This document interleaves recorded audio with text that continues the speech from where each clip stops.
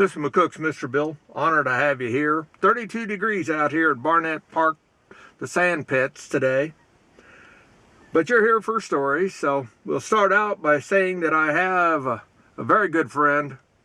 And he, in his earlier days, he ran coyote dogs.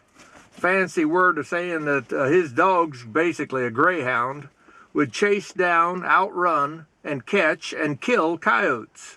That's what they did for his sport and to make some money. With that in mind, he said, though, it didn't always work the way it was supposed to. He said he did have a couple of coyotes in his years of doing that, most of 10 years, he said he did it. And he said he had two coyotes, though, that when the dogs caught them, the coyote whipped the dogs. And he said that was beyond unusual to see that happen. He said most time coyote dogs, the greyhounds, would just rip them to pieces. With that, though, I'll tell the story of the week, this week. A gentleman had a pit bull, one of those huge-headed pit bulls, monster breed. And, okay, he opened up the door to get him back in the house at the end of the day.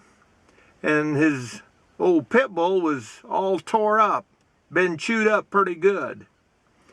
And so he run him over to the vet real quick, and most of 100 stitches it took to sew that dog up.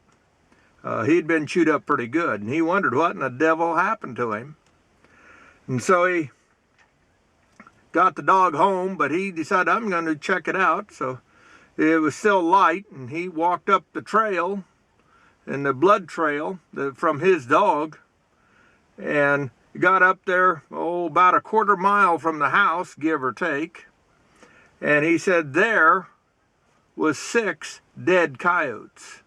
6 dead coyotes, and blood trails leading away where others had just simply left. 6 dead coyotes. That old pit bull ran into a bunch, or they spotted him and thought it'd be an easy kill. And they were mistaken, especially with their numbers. They probably figured they had him easy. And I'm shocked that the pit bull survived that well. I know they're a good fighter, but even a lion can't whip a half a dozen hyenas all at once. They can get him down and get him exhausted and kill a lion. And so I'm surprised that the pack of coyotes didn't kill that pit bull. That speaks high of him, to say the least. But that is the story of the week.